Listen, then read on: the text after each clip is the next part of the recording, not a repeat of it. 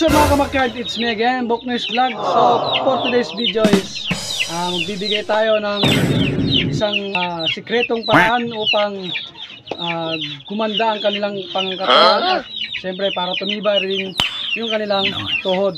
So ano nga ba ang ibibigay natin sa kanila mga kabakard na paraan ito? So bago nyo malaman ito mga kabakard, so hindi ka pa nakasubscribe sa aking YouTube channel, paki-subscribe na lang po, Boknoise Vlog.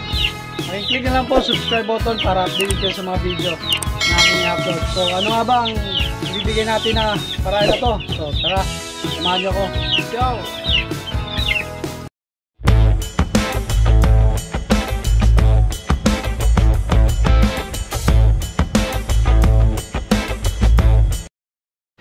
So, good day again mga kamakirad. So, for today's video is gagawa tayo ng kanilang merienda. So, ayan, inaranda ko na po yung lalagyan ng kanilang merienda.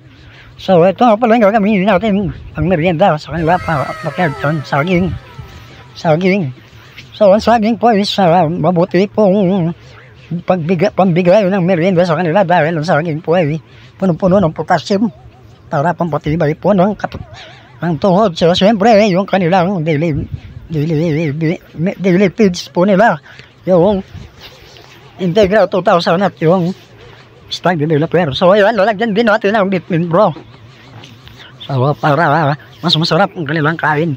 So, tara, let's go mga kabakyard. Ilalagay na natin yung saging.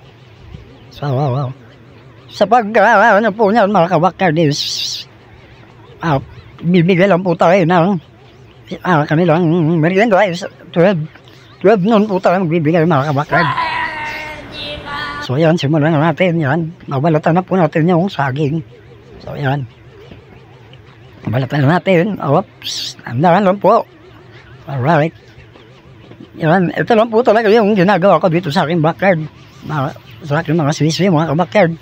Yan po yung diskarte ko sa pag-alaga ko dito para lumaki po silang healthy at maganda yung pangatawan. So ayan mga kabakard, binabalatan na yung saging. So ayan, 2 piraso po. Ayan, apat na piraso na lang yun natira sa ating saging. So hindi pa tayo nakakabili. So ayan, yun na lang po muna ang ating ibibigay. So ayan, tinudurog ko na po. So, siyempre, para may twist is lalagyan natin ang twist nila. So, kailangan natin durugin muna natin ng maigi para mahalo sa kanilang twist. At hindi na po sila mahirapan tukain kasi durog na. Hindi yung buo. Kasi pag buo, ano po, mahirapan po silang tukain dahil buo at may posibilidad pong masayang lang. So, kailangan natin ayusin pag durog. So, ayan. Yan, kitang-kita nyo naman sa video mga kabakyard. So, sa mga hindi pa po nakasubscribe sa aking YouTube channel, pakisubscribe na lang po. Yan. Sa Boknoise Vlog po, click nyo na lang po ang subscribe button para update sa mga video na aking upload. So, yan, nalagyan na po natin ang nililipids nila. Yan. Nilagyan na po natin ang nililipids nila. Yan. 2 takal. So, lalagyan din natin ang vitamin pro. Alright. So, konting vitamin pro lang lalagyan natin mga kabakyard. So, yan, okay na. Tapos, haluin natin para ma-mix yung saging at yung kanilang nililipids. Siyempre, yung vitamin pro para rin mahalo sa kanilang pagkain. So, tara. Tagal naman ito maghalo na po. Ayan. Yan, hinahalo na mga kabakyard. Alright. So, yan mga kabakyard is lalagyan natin ng konting tubig. Yan. Lagyan natin ng konting tubig para maano rin yung twigs. At maano po sila pala, mahalo po silang maayos para mahalo po silang maayos. Gago! Vitamin bro. Alright. So, yan mga kabakyard daw. Kita niyo naman ang pagmamahal sa ating mga alaga. Paano masabi?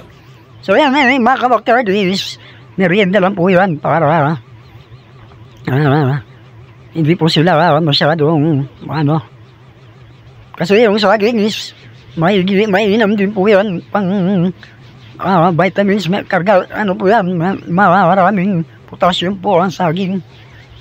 So, ang saging po, recommend ko po sa inyo yung saging na latundan. Yun, latundan po ang dating gamit. So, yan, kita-kita nyo naman mga kabakyard. So, yan. So, ibibigyan na natin yung maya-maya sa kanila. So, tara, let's go. Alright.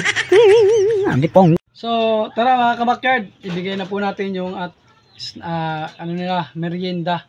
Yan. So, hinaluan ko po ng saging yung merienda nila. So, tara mga kabakyard, ibigay na natin sa ating mga alagang sisiw. Let's go. So, tara mga kabakyard, nandito na po yung kanilang merienda. So, bibigay na po natin sa kanila. So, ayun na po sila mga kabakyard. So, ito pong ginamit ko is saging. Hinaluan ko po ng ano nila, yung crumble po, yung patoka na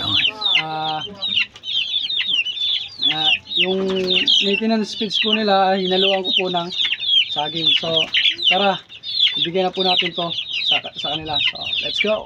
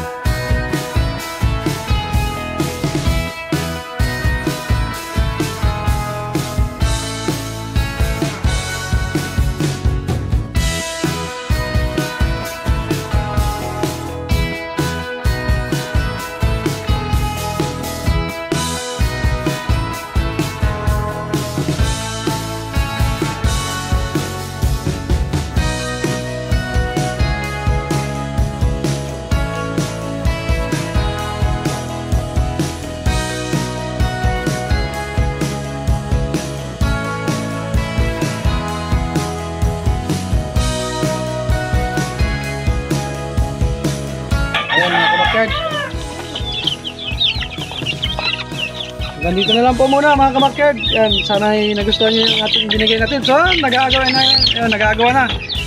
na sila. So, disclaimer lang po, animals were harmed in the making of this video. So, hanggang sa muli, bye bye!